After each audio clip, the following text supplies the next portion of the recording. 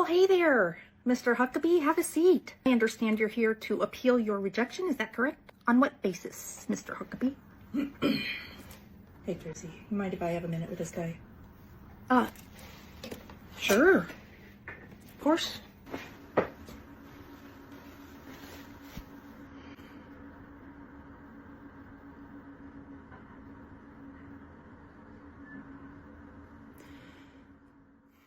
It was so strong, so powerful. It was not funny anymore.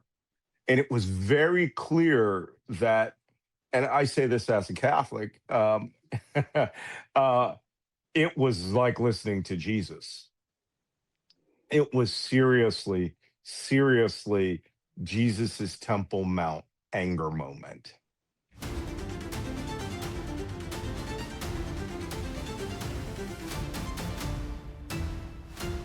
This is Black Man Spy. Hi, I'm Malcolm Nance, and this is Black Man Spy. Special Mean Spirited Christmas edition. Well, this week's guest is Jessica DeCou. Jessica earned a PhD in theology from the University of Chicago. In addition to her book on Swiss theologian Karl Barth, Jessica's work has appeared in International Journal of Systematic Theology, the Oxford Handbook of Karl Barth, and Christianity Today. She left the Academy for Social Work, she left academia for social work, my mistake, uh, during Trump's first term, then turned to comedy under Joe Biden's administration. She is currently living out the end of days in an undisclosed location within fallout distance from Washington, D.C. You can see her on TikTok at the famous TikTok feed, Veronica and BabyBoo. Now, Malcolm, why is Jessica DeCou on your podcast? Because I think, as a theologian and a comedian, she is right up there with John Fugelsang. John Fugelsang is just a gorgeous looking man and he's very slick, but she has a very similar religious background. And this week, as we're heading into Christmas with lots of horrible nastiness going around, and a mean spirited Christmas being the official policy of the United States government, I thought it was important to have just a frank discussion with her about grief, about the trauma that's being levied on many people, that Jesus Christ himself would storm into the temple with a whip and beat. Uh, Jesus was not a immigrant. Jesus was an internally displaced person, as we discuss in there. And I know, having read Jesus's owner's manual and understanding the meaning of the spirit of Christmas, that it's important that we not discuss. Listen, the faux pas are flying this week. I think it's important that we discuss what it means for us to have the spirit of Christmas in our heart and to feel empathy and caring and love and compassion for not just our fellow citizens, but for fellow people in this world. And because Jessica has such a hilarious take on heaven, on God, and even a very serious take on Jesus Christ himself, I thought it was worth sharing this with you. With no further ado, here's Jessica DeCou. Jessica DeCou, welcome to this happy Christmas special edition of Black Man Spy, which is probably the last place you ever thought you would end up, is on a national security intelligence spy podcast. But I think it's important for people to know who you are. Many people who are on TikTok know who you are. But outside of TikTok, which, if you think about it, is a very narrow scope of information, Right. there are guys there with and women there with millions of followers and millions of views. No one has any clue who they are, Oh, and yeah. I think you're one of those. So welcome to Black Man Spy. So tell us, why and how did you get onto TikTok? Well, so when I moved to the DC area to get into nonprofit work when Trump Hmm. was in the first time, and I worked on immigration stuff. And abortion rights. And once Biden was in, I don't like to pay attention to politics if there's a Democrat in office. I'm just like, let them handle it. They can, like, I know that's Yeah. wrong. I know that I should be, better about that. But like, I could not tell you anything that happened during Obama's presidency other Yeah, than this other than Osama ridiculous bin Laden. adherence to normalcy that you seem to Right. be enthralled with. Right. Uh, and so when you know I ended up leaving nonprofit stuff, uh, Mhm. you know, when Biden came in.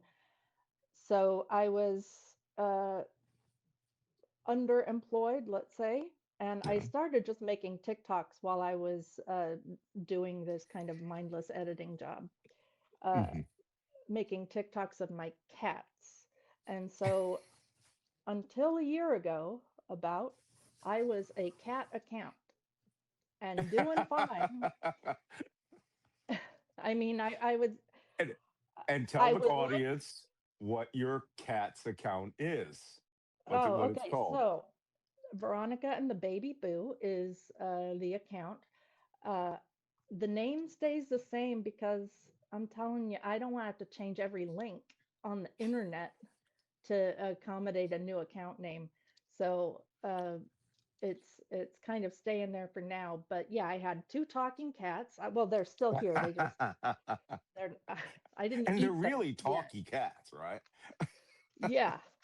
Uh, Actually, yes, they're very noisy, and that's why they're in there right now. But they were just living their lives, right? Living their best lives in the DC area. Mhm. And then all of this started to come up. I think it really started with Roe Mm. v. Wade when they started to get political. Right. And so the first thing I had to battle was all the people saying, "Why are you getting political? This is my cat account. This is where I come to avoid politics. Why do you have to get political?" And one time Yeah, I what's the did a matter with you? video, right? I did a video once about cat abortions because you may not know Okay, this. don't do this when I'm drinking coffee. You saw me drink that, put that coffee to my lips. Okay, go I'm on. sorry. I never know when things like Oh, cat abortions is just going to come out of my mouth. Like, go on. Go on. but when if a pregnant cat comes into a shelter, they spay the cat whether she's pregnant or not. And that's a cat Mhm, abortion, right? mhm. I made a video about that with Veronica, the gray one, Right. in a blonde wig, as Nadine, who protested outside of veterinarian and shelters about cat abortion, and I got hate, so much hate for that. Like, how dare you implicate a cat in the taking of a human? And I'm like, oh my god, they have a we have a serious speciesist problem, honestly. So a kitten's life is not worth saving, but some stupid human baby that's not going to be able to feed itself. Like, you can put a baby in a room full of food. It doesn't know what to do with it. Okay, A so kitten can a kitten can at least survive on its own. oh, Anyway, it's not. wait a minute, that's true. So that's where you started, and the real hate mail comes. But when you get hate like that, that's a sign that there is a thread of normalcy outside of that. Is that what happened with Veronica and Baby Boo? I'm sorry, I'm crying. I'm laughing so much. No, Uh, you have no idea. You're funnier than you think. And I'll explain to well, you I what hope my so. my funniest comment you ever made was a voiceover of Baby Boo at one point. We'll talk about that later. But so Okay, you transition from cat abortions to right. politics in a way that I guess you didn't appreciate quickly. Uh, it was not. People didn't like it at first, but then so then Veronica and the Baby Boo, they were in a film festival Mhm. for my camera is mirrored, so I don't know which way to point, but these are my accolades, my proof that I know something and proof that I did something. Yeah. And I don't have my books anymore because of life, but I used to. So you're supposed to imagine that there's a library in the background. For those who are watching on Apple or listening on Apple, she has a piece of white paper with a marker written library background. Okay. I'm going to use my Mr. Imagination Yes. and pretend it's the beautiful library that I'm trying to build in my house right now. It's But imaginary too. they won Audience Yeah. Choice. Veronica and the BabyBoo won. It was a human film festival, Uh-huh. Okay. That's and good. they won though, Audience Choice. So we were pretty proud of that, and that was like kind of the official. We are now political thing. We won an award for a political film festival. So Okay. And where'd you move on to from there? I haven't moved on. you're still there. Well, let me Well, frame where some I things. moved, I Yeah, should go on. be serious there for a second. Where I moved is I decided finally, I'd done comedy before on stage, but uh, not where it would still live on after the moment I was done saying the things. Mm. Uh, so I finally came out from behind the camera and I started being in front of the camera. And now it's mostly me, much to the chagrin of some of my still loyal viewers. They would like Veronica and the BabyBoo back very much, but we'll see. Okay. Well, let me frame this up for the listening and watching audience. Your TikTok videos are now most famous, besides the fact that you were phenomenally famous with just Veronica and Baby Boo, but for your character of Tracy, who is the receptionist to the pearly gates, right? I guess she's Mhm. the screener for Saint Peter. Right, right. And she sits down and goes over these things. And there's several comedians that do this, but yours are really incredible. One, because you have a background in theology, and could you explain for the audience your education? And because I didn't know about this until someone attacked you in the comments. And you were like, yeah, what does my background in theology teach me about Jesus? I don't know nothing. Something along those lines. So tell us about your background. So I grew up in a Pentecostal family. Mhm. I lived with my mom and my grandparents, and they were both preachers. So it was my grandpa's church that I went to growing up. And then I, eventually ended up going to the University of Chicago Divinity School, got my PhD there, wrote about Karl Barth's theology of culture, Mm. and then wrote a lot about like TV criticism and stuff like that. The only thing I ever published in Christianity Today, which is an evangelical magazine, was a review of Louis C.K. So like that whole thing, because first Louis C.K. was canceled, and then evangelicals went way, way off the deep end.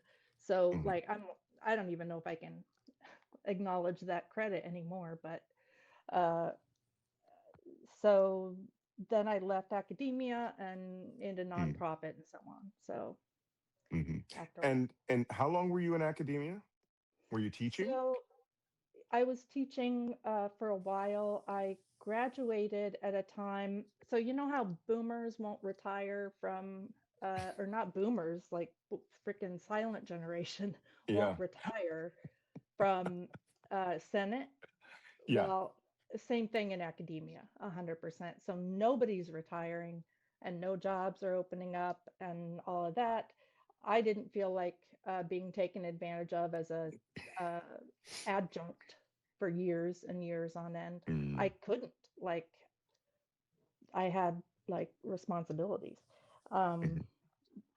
so I had to come up with an alternative, and eventually that was comedy. So, and now I get to spend the end times doing both. So, Do you really think we're in the end times? Because wait, let me check that. Yeah, we're obviously in the end times with the craziness that's going on. I was raised Catholic in Philadelphia. I'm from Philadelphia, and Catholic product all the way until I went up into the military. And of course, I was going to go to a Catholic university. I was trying to go to Villanova, but I was steeped in my Catholicism, and from time to time, the problem with the Catholic Church is it's such a dynastical order that that you can't really believe what you're seeing. I mean, you've got a bunch of old men wearing silk and velvet slippers who were at that time, going around that we didn't know, carrying out what could arguably call the largest pedophilia ring in history mhm, um, culturally as part of their existence. And now we're moving into this new revolutionary sort of theology of this modern pope, and it's given me a little hope because let me tell you something. I backed away from it the minute I left high school. sure. Uh, and then, of course, now as we're older, I lost a wife 6 years ago to cancer, and it makes you think. And I actually have had this discussion with John Fugelsang, who, Mhm. as you know, is the hipster theologist from New York Yeah. City, who is tall, good looking, and freaking hilarious. But Mhm. he's good at political combat, not Mhm. so much the deep discussions that this week we should be having with people about faith and what it is to understand what Christ is. Because trust me, I don't know whether you've had been engaged in what I call grief combat, Mhm. but grief is a motherfucker. I mean, it is horrific. But the first thing it makes you do is it makes you question the existence of God, and it makes you wonder what's beyond where we are right now. And when I Okay, put so it in context of the crazy, oh, what's that? I have you not. have not then seen Erika Kirk's 8 stages of evangelical grief. Well, I was just going there. So, yeah, I seen something. As a matter of fact, I was doing Twitter combat last night because I'm the widow version of as a Jew, right? I get to place that at the beginning as a widower, Right. and it's like, I mean, we had this on yesterday, and I'll let you talk about the stage degree, but we had this engagement on where there was a photograph of her wearing the gold sequined pa- pants and coat, coming out onto a stage with pyrotechnic sparklers going off everywhere, hanging out with Nicki Minaj, and she's been a widow 2 months, Mhm. 2.5 months. I couldn't remember my name half the time in the Right. first 2.5 months. And in the first year, you go through an incredible identity crisis. I was Mhm. Mr. Malcolm Marie's Beliveau Nance, my wife's husband. And then I Right. became just Malcolm, and Mhm. to see this, I'm stunned. But there is a Right. class of widow called what we call in the wid world liberation widows. In the wid world. Oh yeah, there's a whole forum called Club Wid. Yeah. You actually have to turn in a death certificate to be allowed into it. Oh, wow. Yeah, and the discussions they happen in there are pretty crazy because, but only widowers and widows allowed to discuss that.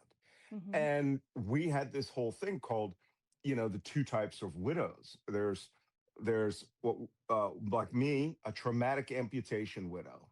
This is a Mhm. person who you had your right arm there, a cleaver comes out of the sky, cuts it off, and then you still think it's there. You still see it's there. You can see the stump. You can all that, and that's what it's like to be a widow of someone who you really love. Then we have the liberation widows. Mhm. Liberation widows are people who did not like their spouse, may have been divorced mentally for a very long time. Their spouse is passing, frees them, and they act like single people. They virtually have no grief cycle. So Mhm. tell us Well, about, do you think that falls into this 8 stages of grief? yes, hold on. Okay. I have a Hit chart. hit me with it. She brings props. I listen. You're These are like, this is it. okay. So I believe it or not, I already had this prepared. So yeah, read it it, starts, read it point by point for our audio listeners. of course, it starts with the very first step is forgiveness, right? So we don't need to like build up to that or worry about what it really means or what implications it has for our family or the Mhm. family of the forgiven. We just say it, okay? So that's step one Okay. is forgiveness. Then the blaming of the firstborn. What the F? Hey, Okay. he's on Explain a that. business trip with daddy because of the blueberry budget, Oh, right? That's what she said to her daughter. Was daddy's on a business trip with Jesus so that he can afford your blueberry budget. okay. I'm going to go out on a limb. I know I'm talking a lot here, but I'm going to go on a limb here and say, you're fucking lying to me right now. Tell No, me that is not that's what what happened. she said that in the speech that she gave. Was it that day or the day after it happened? Is That's what she said, and my joke is that girl is going to grow up to be very good with money because she has just been told that her dad died because she's overspending. Uh, Help me, so that's not Jesus. the funniest one. It's not the That's a new funniest one for stage. me. Okay, what's the next stage? What's the funniest The one? next stage is glee, you know, I 6 years on, I haven't reached that stage yet. followed by lust, where you're kind of groping your late husband's friend. Press Okay. tour is the next step in the grieving process, Okay. uh, also known as intimidation of enemies. Sequence, Yeah, stage 6 sequence. stage six sequence. Stage five is political campaigning. And stage eight is acceptance of the grift. Because I don't know if you saw it, but she had a Freudian slip and said grift instead of, yeah. So Gift, yeah. Holy cow. Okay, I'm still stuck on the blueberries. All right. Obviously, it's look, obviously. I'm gonna say this. I said the stupidest things in the world to my kid because in a moment when you don't know what to say and you Mhm. say something ridiculous, like my kid thought for years that Saddam Hussein was hung in the Greyhound Station bus terminal in Chicago because it was on TV there. And I didn't explain to her properly that it wasn't happening there. So I find out years later that she thinks that we witnessed Saddam Hussein's execution in the Greyhound bus terminal. Okay, we can cut that part out, but I'm just saying Your that, child will never get on a bus ever for the rest of her right, life. She will Uber exactly. everywhere. Yes. So I understand that we make mistakes as parents Mm. in those moments, which is why I felt like it was a little bit mean of me to put that on there. But I don't I know. don't know if she said it. She did I, say it, and mm, she is. I am so sick of this hagiography that's developing, this mm. sainthood around Charlie Kirk that I do not understand at all. I listened to Candace Owens. I listen to Candace Owens sometimes, okay? I do. I admit it. I listen to her talk. Can we just, all right. Yeah. I kind of Meth just is a want to hell of a gossip drug, by about the this for way. a I second. can't figure out whether you're on meth or she's on meth or both of you. Because you couldn't pay me anything to sit and listen to Candace Owens. Really? I Am I I missing feel like, something? well, I don't, okay, so I don't agree with her on any of her political views, and I get it. Hmm. I get it. I get it. I get it. I feel like if she and I went out to a bar, we would have a fucking roaring good time. I think Before we the would. drinks are served, right? But yeah, probably. I think she would be super fun to hang out with. I'm just gonna gossip for a second, but um, I think that she is, how do I want, so Candace was clearly in love with Charlie, like in love. Mm. There is the way, and you see the photos of them together, he was in love with her too. Mm. But Salty. he's such a fucking racist, Oh, there's right? that. That he wouldn't marry her. Hmm. And that this is my theory. Okay. And that they look like soulmates to me. I'm telling you. Hmm. I do believe the honeypot theory about Erika Kirk a little bit. Okay, That this is she, where she was actually dangled in front of him to ring him in or to wrestle him in, and that she is in fact is well, I well, don't I'm know. not Even gonna say she's honeypots like an fall in love asset or something. with their targets. I feel like maybe honeypot's not the right word, but it was Mm, yeah, arranged in some way. I don't Even know. if it was just a political arrangement, like you guys would be whatever. Uh, Mm-hmm. it seems like she just had, didn't she have 3 babies in 3 years? I could see that. I could see her being like, the fuck? No, I'm not doing this. Because all of the evangelicals want to be the Duggars now, and they want to have Oh, so 15, 20 babies, you know? yeah. There's some aspects of the Duggars I hope they don't really want. But, I also have seen just recently, she has, first off, she has an insanely sketchy background. Yeah. What with that evangelical mission that she had in Hungary, was it? Was it Hungary or Romania? Hmm. Where she was essentially accused by the government of trafficking children, Right. transferring them out of custody of the country, of the entire social services network. They were just taking kids, and kids Hmm. disappeared into this network of children who were supposedly adopted. And that Right. caused the government, I'm almost certain it's Romania now, the government of Romania to kick her out of the country. And I think she was a very young age. I want to say she was 18 when she was Hmm. doing this and had just come from the whole Miss Teen Universe world, which is weird. But Well, what's even weirder is that this week, she claims she never dated anybody in the last 5 years before Charlie. And photos and videos, and she was on a reality show, hmm, shows her with all of her really good looking boyfriends. I mean, these guys were right. good looking, you know. Hmm. But as is this the grift? Is this, part of your conspiracy? I mean, how do you explain human nature this way? Because I'm going to bring it around to religion and the Bible in a moment. How do I explain human? How? Huh? In that, in In, in the way that she's doing, is it just that she's just in it for the game? She, was sent there, and but she's lying in such a way that in the same way that the Trumps do. The things, who are you going to believe, me or your lying eyes, right? well, I think that that's why she's doing it, is she assumes that if they're getting away with it and they're able to do it, because it's not like, I don't, MAGA doesn't seem to go out searching for information that's bad about the people they like.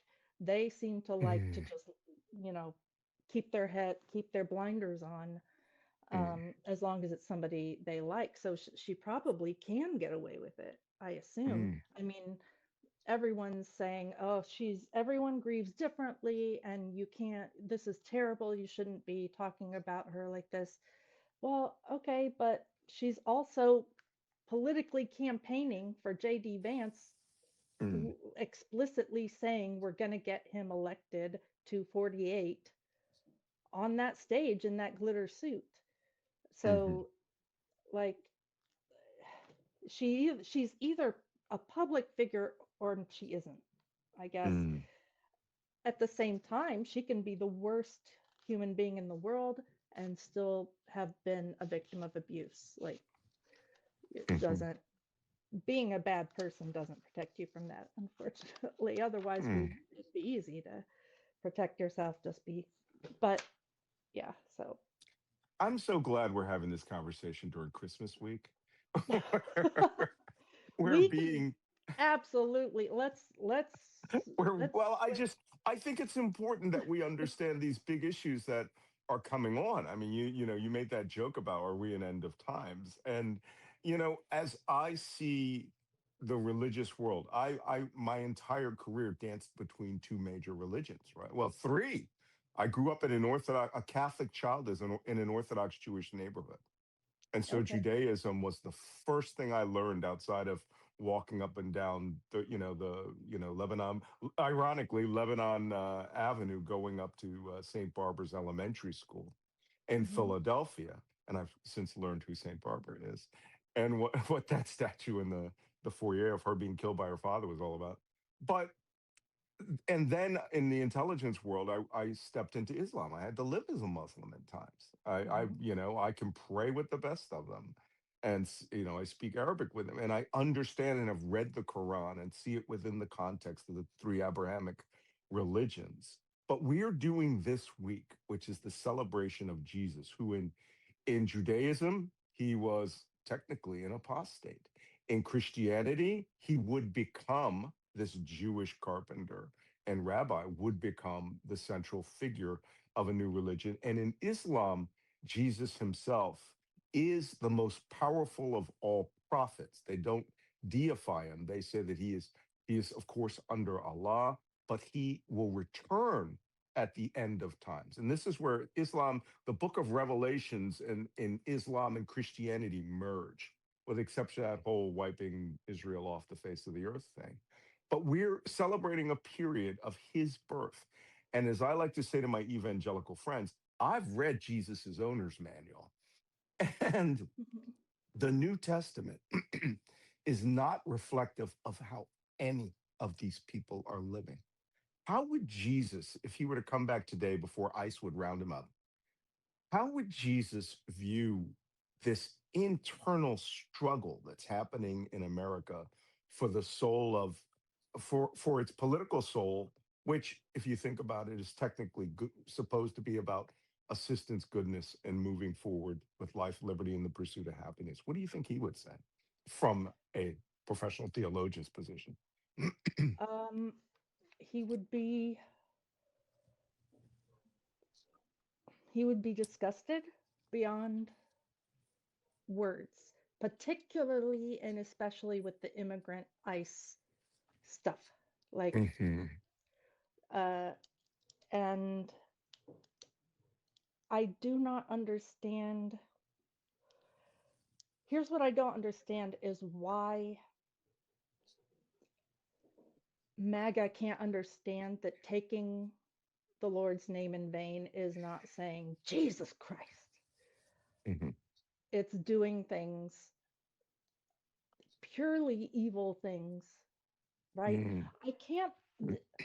Here's what upsets me so much, that these people seem to only believe that they exist and they matter and Hmm. nobody else does. And if, okay, hold on, I'm just going to pause for a second because this actually Hmm. gets me so mad. Hmm. Um,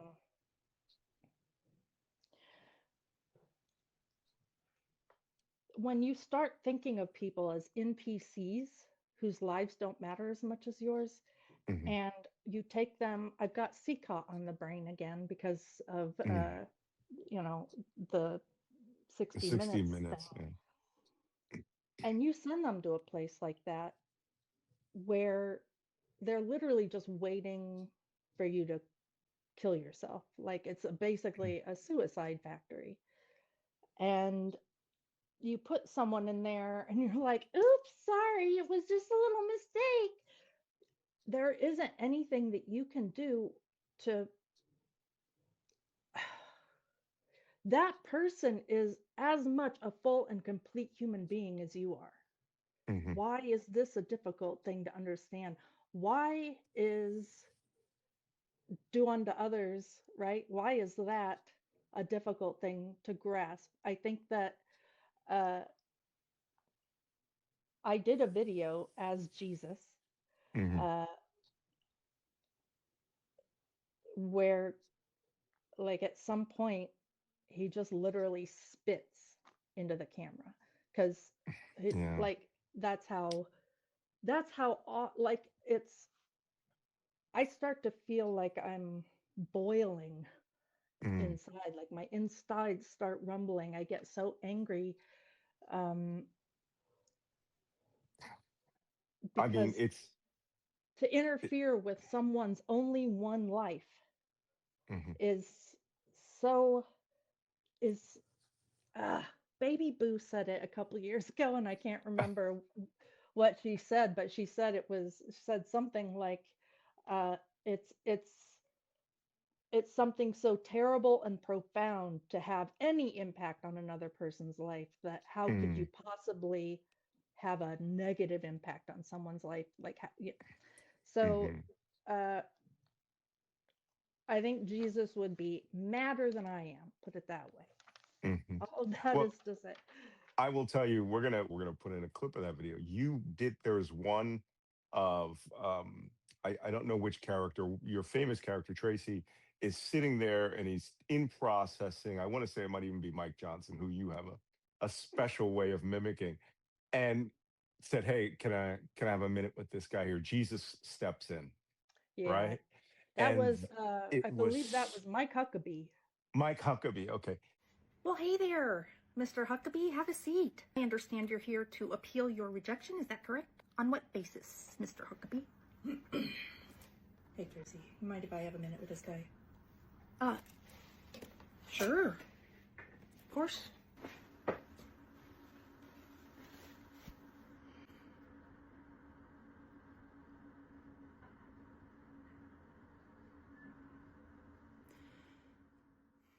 It was so strong, so powerful. It was not funny anymore. And it was very clear that, and I say this as a Catholic, uh, it was like listening to Jesus. It was seriously, seriously Jesus's Temple Mount anger moment. Well, you're And gonna give me a big head if you're comparing me to the Savior. I'm not comparing you to the Savior. I'm saying perhaps in his human persona, he had managed to reach his the same level of disgust in which he was supposed to be in a place where the worship to the Lord is going on, and he gets there, and it's his, you know, JCWTF moment, right? Mhm. It's like, what the hell is going on here? I've been there. I've seen some horrible inhumanity in this world where I just go, okay, stop. This is a thing that I didn't understand could happen. And as you know, I'm in a career field where, like they famously said in the movie True Lies, we only kill the bad people.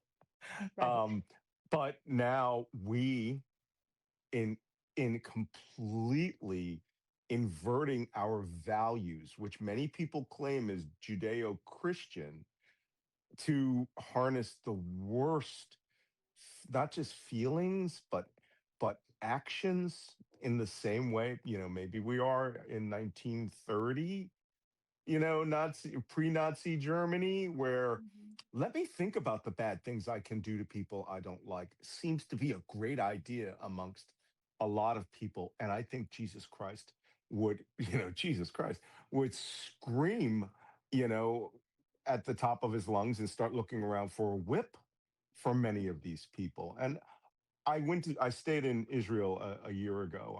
I spent almost a month um, in Israel, and I went around to a lot of places. I'd been there several times before, but I had to do it within the context of the Trump world Mhm. and what's going on in Gaza Mhm. on both sides. And I saw the massacres on the Israeli side and the bombings on the Gazan side.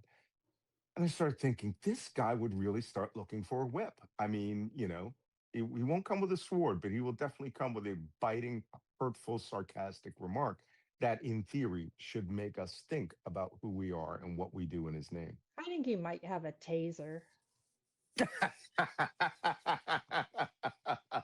You could market that, by the way, and you'd be a millionaire in a week. The problem is they'd be tasing immigrants with it. Right, right.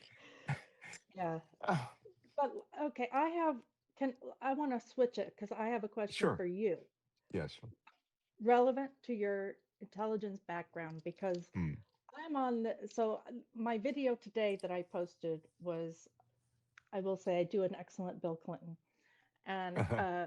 Bill Clinton released a statement saying, "Bitch, release the files. I don't have anything to be afraid of." Uh-huh. So that was the video today, but I lost my. Oh, yes. So with the Epstein files, so that's kind of where my head is right now. Hmm. Why is it that every time this government releases a redacted document, that you just have to copy and paste it into Notepad to read what was redacted? Like that feels like it could compromise sources and methods, maybe. Or I'm going to go out on a limb and say here's why. Because my memoir has just spent 18 months being redacted. Right. It's. I think I'm nearing the record for publication review. Usually it's really, 30 days to 6 months, but 18 months feels a little punishing by because it just stopped dead when it got to Pete Hegseth's office. But oh sure. I had to actually turn in a physical copy of the book, no soft copy. And they take a very big, thick black magic marker Hmm. and they physically cross it out. Now, I have the original, but when I actually have, it's incumbent upon me to go back, compare the two things, and then put a blackout in the computer file, right? My publisher won't do it because they would be exposed to classified. Right. Um, that's not what the Department of Justice is doing. They are using a software program to black out letters that still exist, right? And those Right. letters can be reconstituted, as you say, by transferring it and removing these templates that are over it. So the correct answer of why that Justice Department tradecraft doesn't work is because they're morons. Okay. I just wanted to be sure. but but back again, I'm sorry, I'm bringing you back to theology because this is Christmas week and I do want to talk about the meaning of Christmas, but I still have to touch on Tracy as I call her the pre-receptionist because I can tell you that she's not going to let anybody on to go and have the full review after what they've done. But there is one, her counterpart is Lucy, right? Who Hmm. is technically Lucifer, who's very Right. cute. I like the silver hair and the horns. But my favorite moment of all of your videos is when Lucy is talking about how she has to fire Mike Johnson. And as he does, and here's where it comes into the intelligence world. He's been played, right? She has doubled him. He does not know that he is working for a false flag. He thinks he is working for God. And of course, Lucifer, she tricks him into thinking that he's doing God's will. And the funniest part of it, I have to put my coffee down or I'll spill it. The funniest part of it is Lucy's just musing to herself, oh, he's my best guy. I got to let him go. And BabyBoo, the cat, is voicing over, going, okay, okay, okay, while she's talking. And then finally she's like, what do you think? And BabyBoo goes, okay, whatever, but please don't feel like you have to share this with me in the future. Yeah. Here's this little cat, does not give two fucks about heaven and earth. Well, Kitty, I think today's the day I'm gonna have to let go one of my most special little helpers. He's just not getting the job done. I should have known he was just too good to be true, wasn't it? I'm gonna appear to him in a dream and tell him it's gotta come to a close. I never felt this way about a human before. He fancied himself unflappable and he just isn't. So, guess I better get going. Okay, and in the future, you don't need to tell me any of these things. They're not interesting to me at all. He looks like such a little demon when he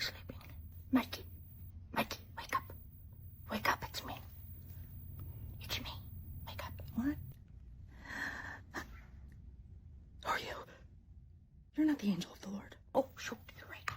Now do you recognize me? Oh, yeah, I recognize you now. You're definitely the angel of the Lord. I thought that was so funny. I cried laughing and I was showing it to people. Maybe they just didn't get it, but I just thought Baby Boo is the snarkiest little cat this side of my friend, the late great comedian Janie Godley of Scotland, the woman who is famous for the Trump is a C word sign when he was at his thing. And she did these voiceovers with her dog called um uh uh what was it, the wee dog. But she would do the same kind of voiceover, right? Mhm. And I just find those hilarious. But that one snarky comment, which is, my world is not your world. Yes, you're going to overturn, heaven and earth through Mike Johnson. And this cat does not give a flying flip. And I'm going to make sure that we play that little scene on here because I think people need to understand that in the great scheme of things, Mhm. it's my impression that some people just don't give a fuck, and that cat encompasses that perfectly. Was that your intent, or Oh, Baby Boo and has never given a fuck about anything, but like the idea is that there are certain beings, like not, Mitch is a Mitch. Mitch McConnell's just a Mitch. And so that's what he's called. He's a Mitch. And a Mitch is somebody who can't get into either place because nobody likes him. And, Mm, cats are also able to. I would love to just make it an entire series where you get to meet all the angels and you get to meet all the demons why not? and how they all interact with each other. I don't think it would get any views. Why not? You should do it as an episode of Friends. I mean, I don't know. No, I'm sorry. I think that the way that you do these characters, who's the male facilitator there in heaven, Tracy's compatriot, Well, there's Kurt, and then there's the preacher Kurt. with the gray hair. Yeah. Oh yeah, there's Kurt, and Kurt's character is just. Where do you come up with these things? Are you high, or you do this, or are you just it's just a sensitive way of sly, murderous dagger into your spine type cynicism that I really appreciate it. I mean, I get every one of these videos, and like I said, I'm encouraging everyone to go to your channel and watch them. Because one, don't bring coffee, you'll spit it out your nose. But two, you will Well, die laughing at this. How do you so come up with it? you have to take, for, I think one of the reasons that I have a kind of a niche audience is Mm, because you're my target audience. Like you've been in government, you have all that experience over mhm. there, and then you also enjoy comedy and you're not opposed to an animal voiceover. Those are like the three things, the three qualities that a viewer needs to have to enjoy any of my videos. So uh, I have reached my target audience in you. And so that is There's at perfect. least 77 million of us, I think. I just think it just requires more exposure. But um, but but you I like transitioned from Kurt the is just baby my boo thing. dad, like He my is. dad's voice. Yeah, it's just what my dad sounds like on the phone. I mean, it's not exactly like my dad, but he's got that southern accent and Mhm. all of that. And But the lackadaisical common sense deadpan delivery of mhm. of not his advice, but to allow whoever the person is trying to get into heaven sort of reflect on what what they're saying. He doesn't have to resort to the computer. Right. That's what I like about him. Yeah. Um, I think that, like, I am very, like I said, I believe we're living in the end times. I don't necessarily think that means the biblical end times, but like I'm terrified by AI right now and the kind of Mm, damage that it can do just politically right now. A deep fake, you know, mhm. is terrifying to me. Uh, when am I gonna see some kind of serious attack on the news and not know if it's real? like not if it's a false flag or if it, but if it actually even happened, Hmm.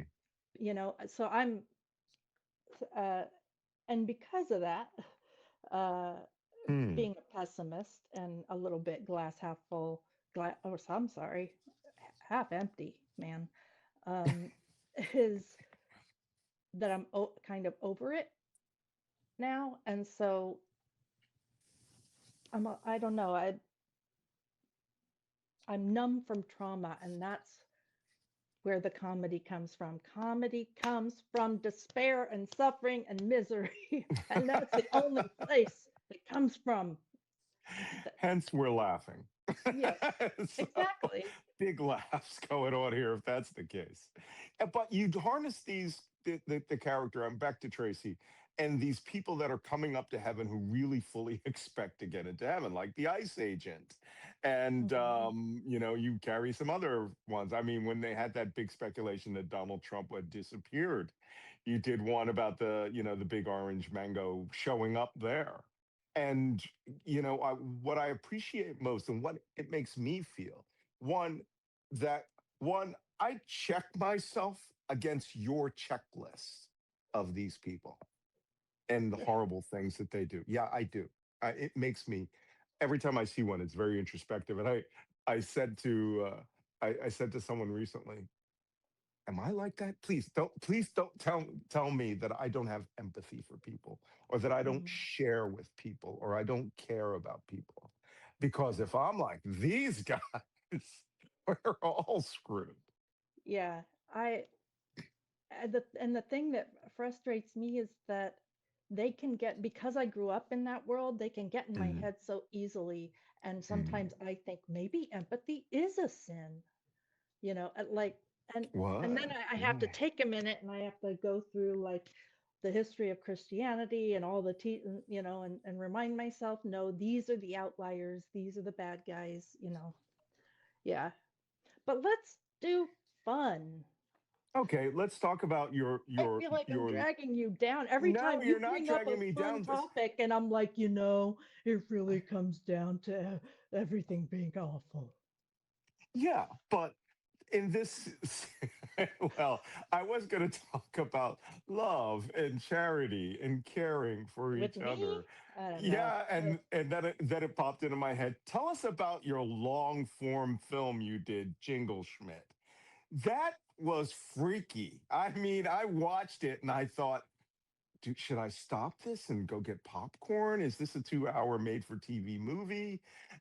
And because it was way longer than usual ones, and Oh it's yeah, chock full of what we like to call conspiracy, right? There's right. all sorts of crazy stuff going on there, and I loved it. In the end, I You mean, did? I wish somebody that That thing's up I there made with that 2 years Santa. ago. You I made did. that 2 years ago. Yeah, I and think it's up there with a more serious, ridiculous version of the Santaland Diaries. If David Sedaris were to remake that as a big feature film today, he'd be a billionaire rather than the 100 millionaire that he is. well, so Jingle Schmidt is Santa's son, who is So an we elf, find out. right?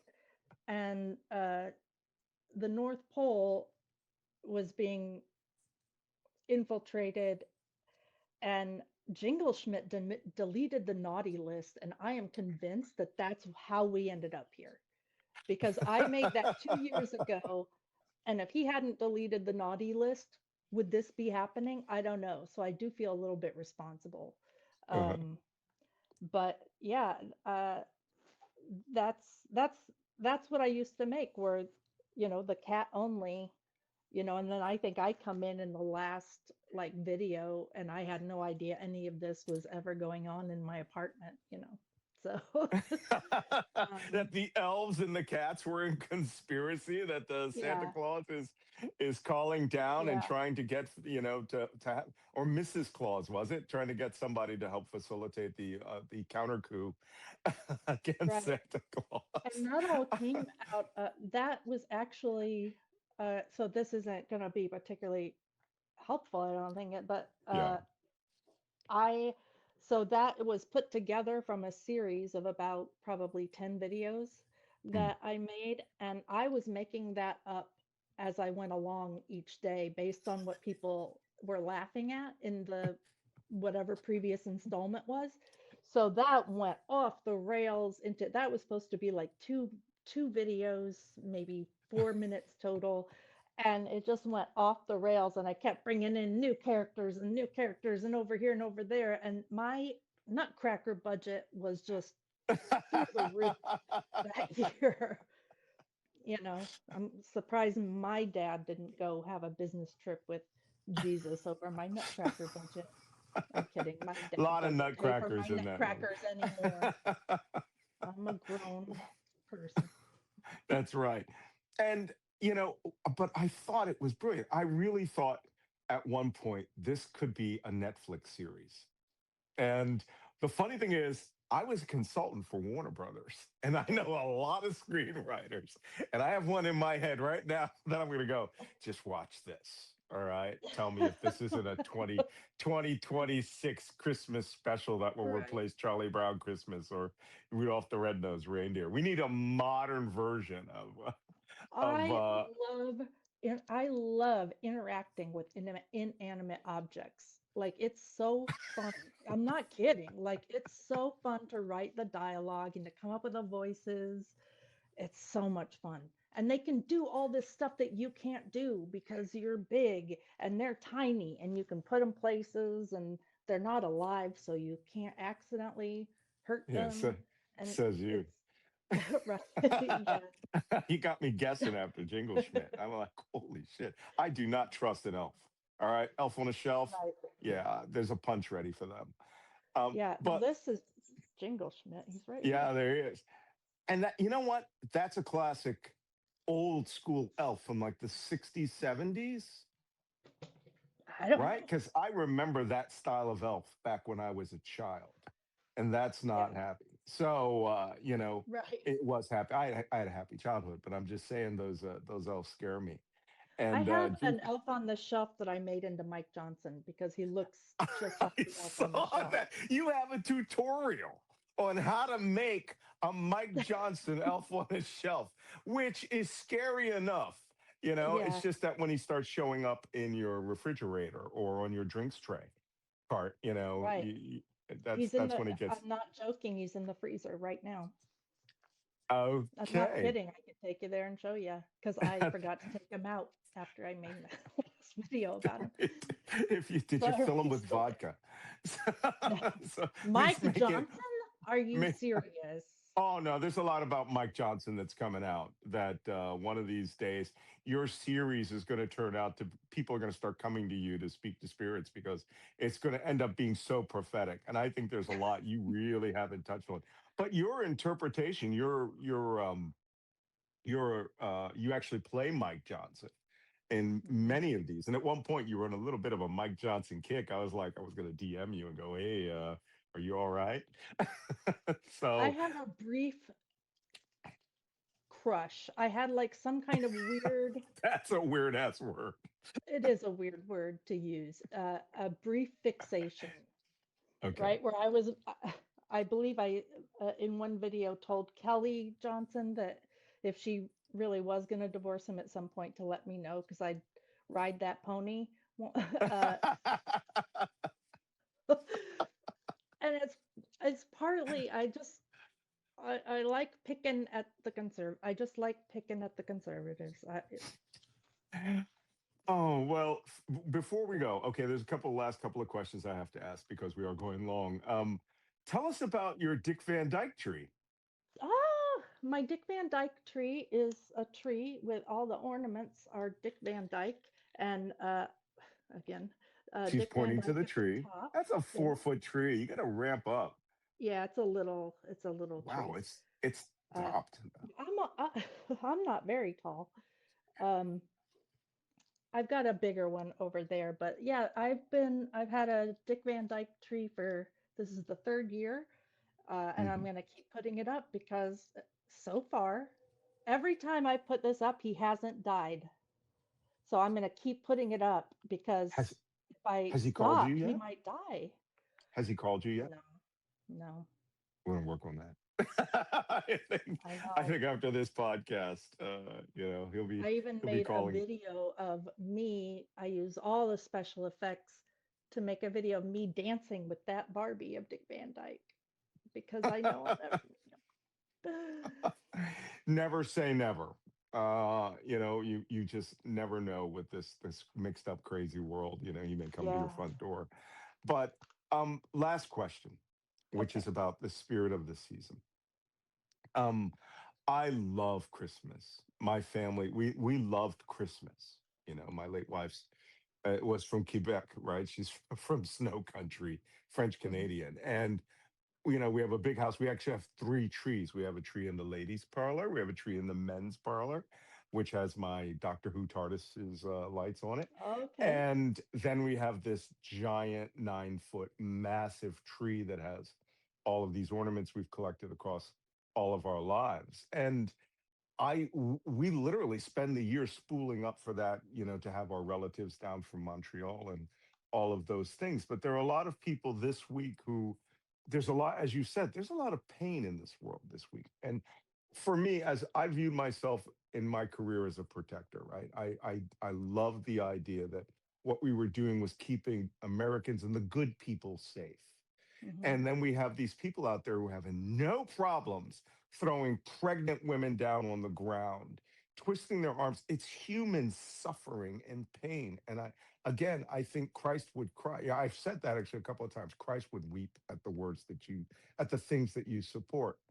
And, coming from himself, a family that had to move around, right? That couldn't, as part of their whole shtick, have their child in Nazareth. They had to go to Bethlehem. By the way, been to all these places. Been to Nazareth.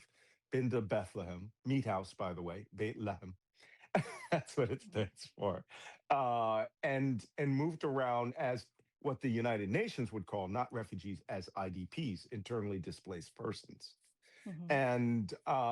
And the story, the first time I saw the story of the conception and the nativity, the conception of Mary and the nativity was not from the King James Version Bible, is in Istanbul.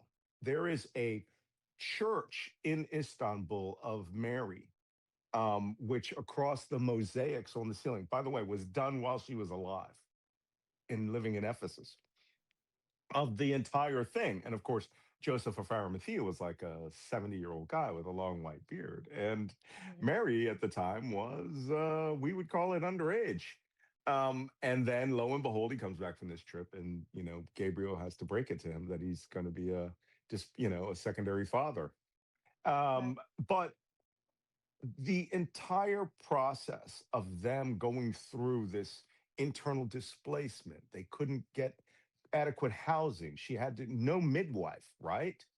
Hmm. And that the kindness of people who may have just been in the neighborhood and heard a baby crying, right? Especially traders. I've been on that camel trail, by the way, in the Middle East that Hmm. comes from Saudi Arabia, where the three kings came from, or whatever. Um, for them to find that as an amazing holy event is quite believable, quite Right. believable. Um, but for somehow, besides all the commercialism, the thing that isn't missing from Christmas isn't Christ. It's the love that Christ created for others. And Hmm. I'm horribly, horribly upset that we're doing this wrong. And that, in fact, I don't know if we're going to be in a war Christmas Day. That's the sort of thing Trump would do because he is truly the Grinch of Grinches. But Right. you know, can you give us something from your theological background to make us feel that, that Christ's love, whether you're Jewish, Muslim, Hindu, Buddhist, is the same thing? Quick aside, I did a screenplay idea for a movie, for a TV show. No, it was a movie about angels arriving in heaven, and it's not harps they're handing out; they're handing out flaming swords and body armor, and Hmm. Saint Michael is who they're briefed by, and he says, "Heaven is at war. We are at war with the assholing of the world." and Right. everyone has to get sent. Everyone's turned into an angel and is getting sent back because there's three demons on everyone's shoulder for every angel now, and angels are getting killed left and right, and heaven is at Right. war. Trademarked idea, by the way, you guys. But how do we, in 2 days, reharness that feeling of what this should be about, despite the morons and idiots that are tearing at the very fabric of human human love and kindness? You're going to have to edit out a long pause here. Um, to harness that feeling, like to bring that, because uh, for me, all I have to do is listen or even just think the words of "Oh Holy Night," and there's one line in that song uh, that just kills me every time, and it's that line, "Till he appeared, and the soul felt its worth." Now, those Mm, lyrics were changed later in some versions of the song to say the soul felt his worth, but the original lyrics are the soul felt its worth. And to me, that's the idea that someone else being born, suddenly you realize that you're worth something, you're worthy.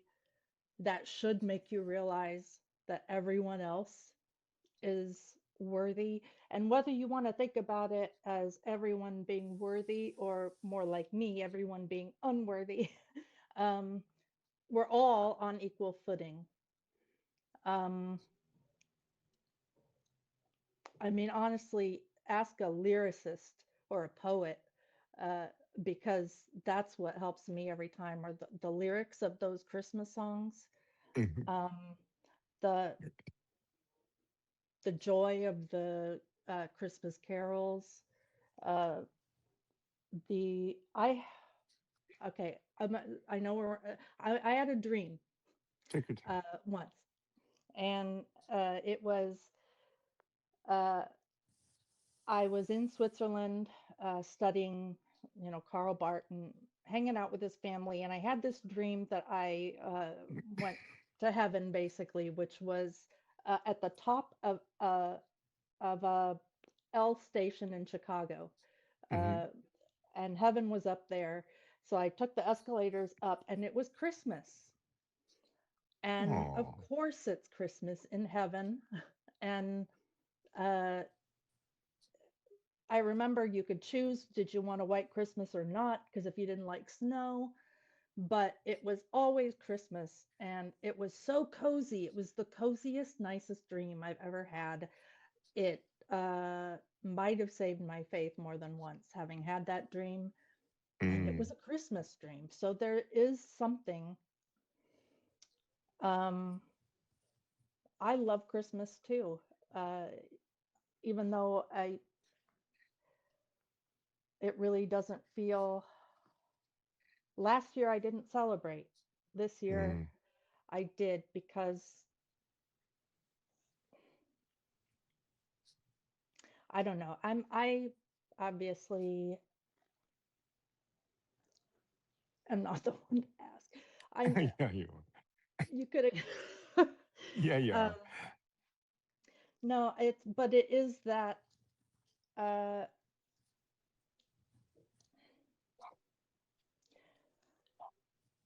the soul felt its worth Mm. is really the takeaway for me. And Mm. I think I'm thinking about that because no matter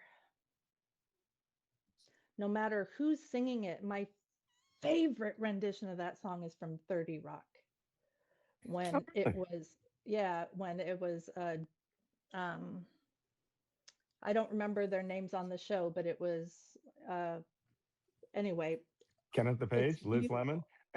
Yeah. It was the long-haired one, Hmm. the long blonde hair, Chris Krasowski. Yeah. Mhm. and I think Bill Hader was Mhm. playing the other part, and just so beautiful, so beautiful.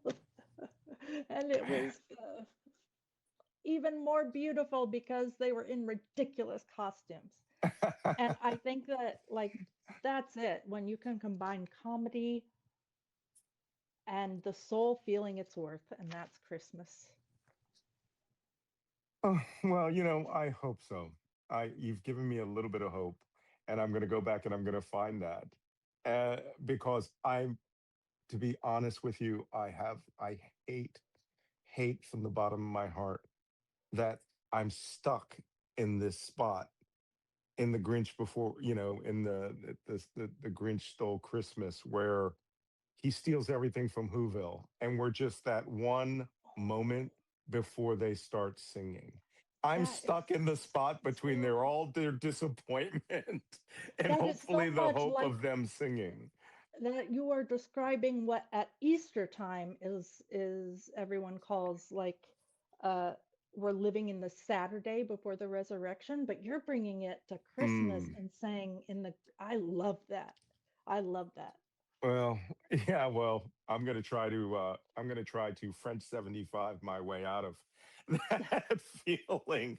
And next time I'm in that apocalypse adjacent region of Washington D.C., I will bring you down to Bistro de Coin or the Diplomat, and we will have some serious talking.